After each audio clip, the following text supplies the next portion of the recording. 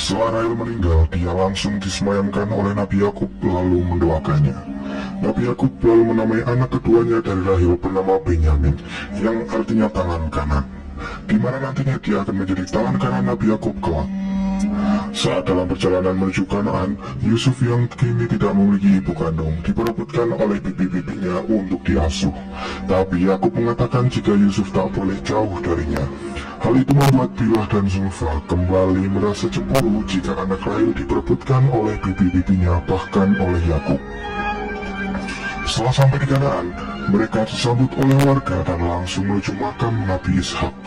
Di sana Nabi Yakub mendoakan Nabi Ishak dan diberi jubah peninggalan dari kakeknya Nabi Ibrahim yang dulu dipakai ketika dibakar oleh Raja Namrud. Jubah itu diwariskan kepada Nabi Yakub dan nantinya akan diwariskan ke Nabi setelahnya. Semua warga Kanaan sangat mempercayai, bahkan sudah memeluk agama yang diajarkan oleh Nabi Ibrahim dan Nabi Ishak. Terlihat juga anak tertua Nabi Yakub yang bernama Yahuda membayangkan jika kelak dialah yang akan menjadi penerus risalah kenabian Nabi Yakub itu. Dia juga bertanya kepada adiknya yang bernama Syamgun tentang siapa yang akan mewarisi jubah itu. Mereka masih saja berpikir bahwa penerus Nabi Yakub adalah yang terkuat, bukan orang yang terbaik.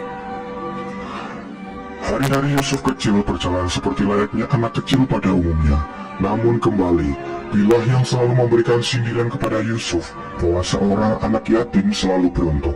Ucapan itu langsung dibalas oleh adik dari Nabi Yakub yang bernama Faikoh, yang sekarang merawat Nabi Yusuf, mengatakan, "Kenapa kau tidak mati saja agar anakmu menjadi anak yatim?"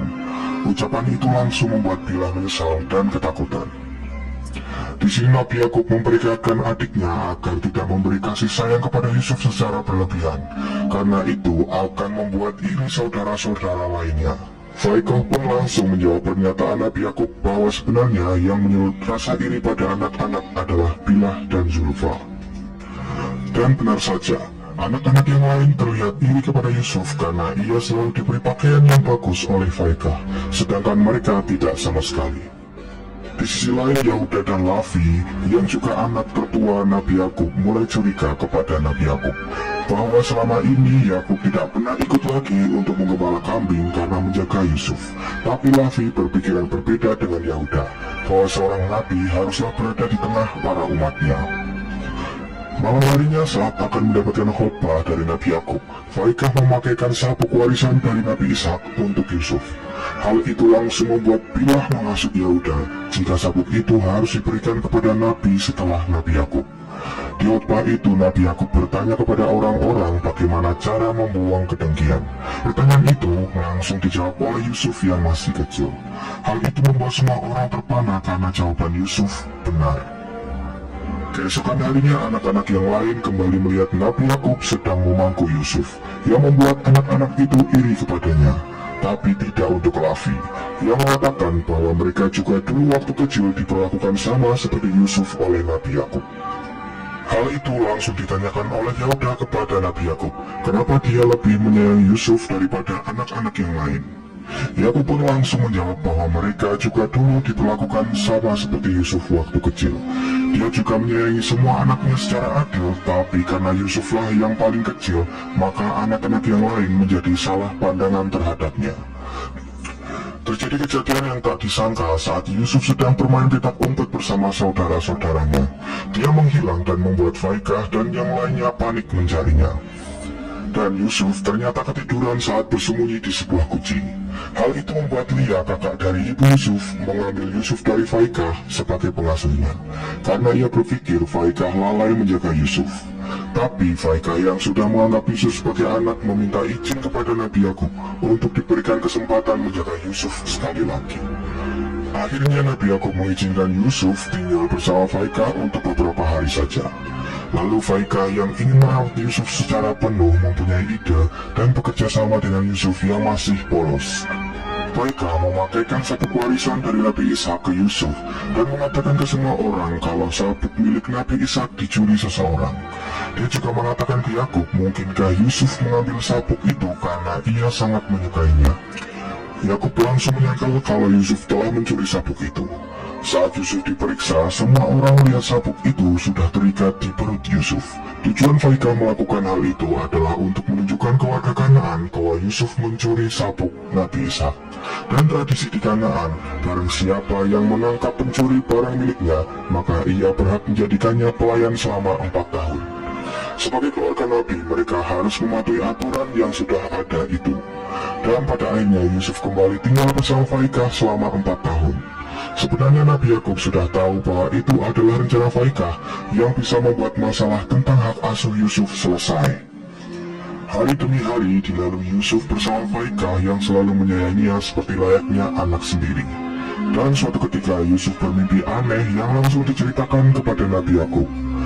Mimpi Yusuf adalah ketika dia bermain dengan kakak-kakaknya di ladang, ia menancapkan tongkatnya di tanah yang lalu tongkat itu berubah menjadi pohon yang sangat besar dan tinggi, dan mempunyai daun yang hijau memayungi kakak-kakaknya.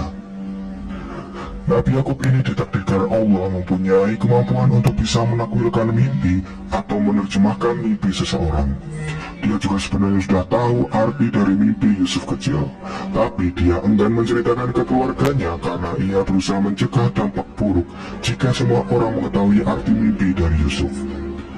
Dan arti mimpi itu hanya disampaikan kepada Yusuf, Faika, dan pelayannya. Jika suatu saat nanti Yusuf akan mendapatkan kedudukan mulia dan terpuji dibanding saudara-saudaranya yang lain. Dahulu Nabi Ishak selalu berdoa supaya banyak nabi datang dari keturunannya. Dan ketika Nabi Yakub mempertanyakan siapa yang akan menjadi penerus risalahnya, dia berharap Yusuflah orang yang akan menjadi nabi setelahnya. Yusuf yang masih tidak tahu tentang kenabian, lalu diceritakan oleh Nabi Yakub tentang apa itu risalah nabi. Yakub juga menyuruh Yusuf untuk tidak menceritakan tafsir mimpinya kepada saudara-saudaranya, karena mungkin saja api kedengkian akan menyala di hati mereka, sehingga itu akan menyebabkan mereka akan memusuhi Yusuf. Di saat itu juga Nabi Yakub menuju ke ladang untuk membawakan makanan kepada anak-anaknya yang sedang mengembala kambing. Hal itu membuat mereka bertanya-tanya kenapa Yakub harus repot-repot membawakan makanan untuk mereka tak seperti biasanya. Ternyata Yakub ini sedang merindukan anak-anaknya yang lain dan ingin menemani mereka untuk mengembala kambing. Tapi anak-anaknya malah merasa jika selama ini mereka kurang diperhatikan oleh Yakub sejak kehadiran Yusuf dan Benyamin. Mereka juga cemas dengan mimpi Yusuf karena menurut mereka yang bekerja keras menghidupi keluarga adalah mereka. Tapi kenapa yang akan menjadi pengganti Yakub adalah Yusuf? Yakub lalu mengatakan kepada anak-anaknya bahwa tafsir mimpi Yusuf memiliki arti bahwa dia melindungi saudara-saudaranya karena daun hijau itu memayungi mereka semua. Dan pengganti dirinya akan ditentukan oleh Allah, bukan Yakub yang menentukannya. Yakub juga meminta agar anak-anaknya saling menyayangi satu sama lain, agar Allah mengasihi mereka semua. Di tengah ceramah itu tiba-tiba datang seekor serigala yang terlihat akan memangsa ternak milik mereka. Mereka pun bergegas menggiring ternaknya menjauh dan mengusir serigala itu. Setelah mereka semua pulang, Yakub bersama anak-anaknya makan bersama dan menceritakan kejadian yang tadi dialami oleh mereka. Di sini Yusuf menanyakan kepada Yakub, apakah dia boleh untuk pergi ke ladang bersama saudara-saudaranya. Yakub pun melarangnya karena Yusuf masih kecil dan akan mengizinkannya jika dia sudah besar nanti. Malam harinya para anak-anak menceritakan arti mimpi Yusuf yang diceritakan oleh Yakub kepada ibunya Bilah dan Zulfa. Dan lagi-lagi, di sini mereka menghasut anak-anaknya untuk tidak percaya dengan perkataan Yakub yang hanya ingin membuat mereka diam. Zulfa juga mengatakan bahwa menurut Bilah, Yusuf akan unggul dan akan menjadi pemimpin saudara-saudara yang lain. Sehingga cerita Yusuf yang sudah beranjak besar mengetahui bahwa Faika sedang sakit-sakitan. Dia mengatakan bahwa akhir ajalnya sudah tiba. Sebelum meninggal, Faika meminta maaf kepada semuanya sebab selama ini dia bisa mengasuh Yusuf karena tipu dayanya dan menuduhnya sebagai seorang pencuri. Dia juga mengakui semuanya bahwa Yusuf sebenarnya bukan seorang pencuri dan mengatakan yang sebenarnya terjadi saat itu. Dia meminta untuk memberitahu semua orang bahwa Yusuf bukanlah seorang pencuri. Faika juga berpesan kepada Yakub untuk menjaga Yusuf baik-baik karena dia akan menjadi nabi setelah Yakub. Faika pun meninggal dengan tenang karena sudah mengatakan semua kebenaran yang terjadi pada semua orang.